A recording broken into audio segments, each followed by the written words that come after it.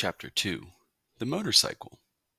Except for one terrifying moment when the boy had poked his finger through the mouse hole, a hungry young mouse named Ralph eagerly watched everything that went on in room 215. At first, he was disappointed at the size of the boy who was to occupy the room. A little child, preferably 2 or even 3 children would have been better. Little messy children were always considerate about leaving crumbs on the carpet. Oh well, at least these people did not have a dog. If there was one thing Ralph disliked, it was a snoopy dog. Next, Ralph felt hopeful. Medium-sized boys could almost always be counted on to leave a sticky candy bar wrapper on the floor or a bag of peanuts on the bedside table, where Ralph could reach them by climbing up the telephone cord. With a boy this size, the food, though not apt to be plentiful, was almost sure to be of good quality. The third emotion felt by Ralph was joy when the boy laid the apple core by the telephone. This was followed by despair when the mother dropped the core into the metal wastebasket. Ralph knew that anything at the bottom of a metal wastebasket was lost to a mouse forever. A mouse lives not by crumbs alone, and so Ralph experienced still another emotion. This time, food was not the cause of it.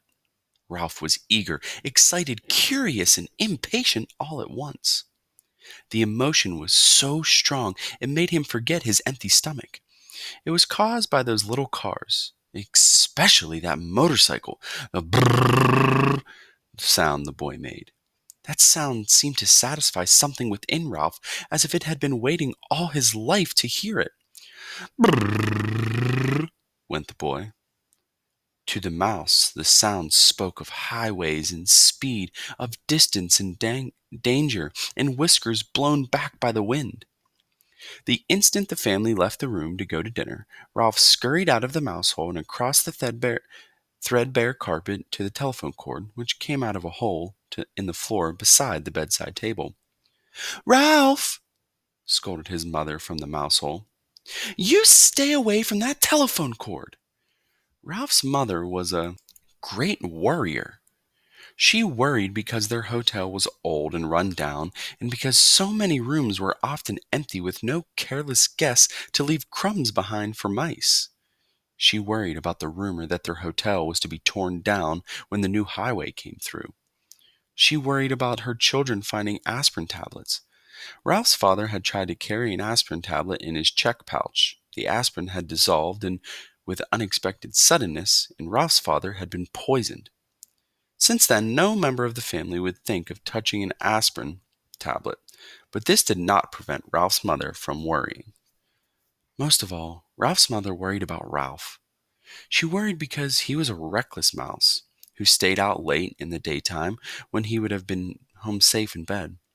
She worried when Ralph climbed the curtain to sit on the windowsill to watch the chipmunk in the pine tree outside and the cars in the parking lot below. She worried because Ralph wanted to go exploring down the hall instead of traveling underneath the floorboards like a sensible mouse. Heaven only knew what dangers he might meet in the hall. Maids, bellboys, perhaps even cats. Or what was worse, vacuum cleaners. Ralph's mother had a horror of vacuum cleaners. Ralph, who was used to his mother's worries, got a good running start and was already halfway up the telephone cord. "Remember your Uncle Victor?" his mother called after him. Ralph seemed not to hear. He climbed the cord up to the telephone, jumped down, and ran around to the row of cars. There it was on the end. The motorcycle! Ralph stared at it and then walked over and kicked a tire. Close up, the motorcycle looked even better than he expected. It was new and shiny and had a good set of tires. Ralph walked all the way around it, examining the pair of chromium mufflers and the engine and the hand clutch. It even had a little license plate, so it would be legal to ride it. "Boy!" said Ralph to himself, his whiskers quivering with excitement. "Boy! Oh, boy!" Feeling that this was an important moment in his life, he took hold of the hand grips. They felt good and solid beneath his paws. Yes, this motorcycle was a good machine, all right. He could tell by the feel. Ralph threw a leg over the motorcycle and sat jauntily on the plastic seat. He even bounced up and down. The seat was curved just right to fit a mouse. But how to start the motorcycle? Ralph did not know. And even if he did know how to start it, he could not do much riding up here on the bedside table. He considered pushing the motorcycle off onto the floor, but he did not want to risk damaging such a valuable machine.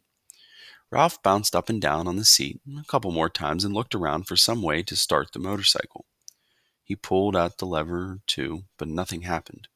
Then a terrible thought spoiled his pleasure. This was only a toy. It would not run at all. Ralph, who had watched many children in room 215, had picked up a lot of information about toys. He had seen a boy from Cedar Rapids throw his model airplane on the floor because he could not make its plastic parts fit properly. A little girl had burst into tears and run sobbing to her mother when her doll's arm had come out of its socket. And then there was that nice boy, the potato chip nibbler, who stamped his foot because the batteries kept falling out of his car. But this toy could not be like all those other toys he had seen. It looked too perfect, with its wire spokes and its wheels and its pair of shiny chromium exhaust pipes. It would not be right if it did not run. It would not be fair. A motorcycle that looked as real as this one had to run. The secret of making it run must be perfectly simple if only Ralph had someone to show him what it was. Ralph was not satisfied just sitting on the motorcycle. Ralph craved action. After all, what was a motorcycle for if it wasn't action? Who needed motorcycle riding lessons? Not Ralph. He tried pushing himself along with his feet. This was not nearly fast enough, but it was better than nothing. He moved his feet faster along the tabletop and then lifted them up while he coasted. Feeling braver, he bent low over the handlebars and worked his feet still faster toward the edge of the bedside table. When he worked up a little speed, he would coast around the corner. He scrabbled his feet on the tabletop to gain momentum. In a split second, he would steer to the left. At that moment, the bell on the telephone rang half a ring, so close that it seemed so to pierce the middle of Ralph's bones. It rang just that half ring, as if the girl at the switchboard realized she had rung the wrong room and had jerked out the cord before the room was finished. That half a ring was enough. It shattered Ralph's nerves and terrified him so that he forgot all about steering. It jumbled his thoughts until he forgot to drag his heels for brakes. He was so terrified he let go of the hand grips. The momentum of the motorcycle carried him forward over the edge of the table. Down through space tumbled Ralph with the motorcycle. He tried to straighten out to turn the fall into a leap, but the motorcycle got in his way. He grabbed in vain at the air with both paws. There was nothing to clutch, nothing to save him, only the empty air.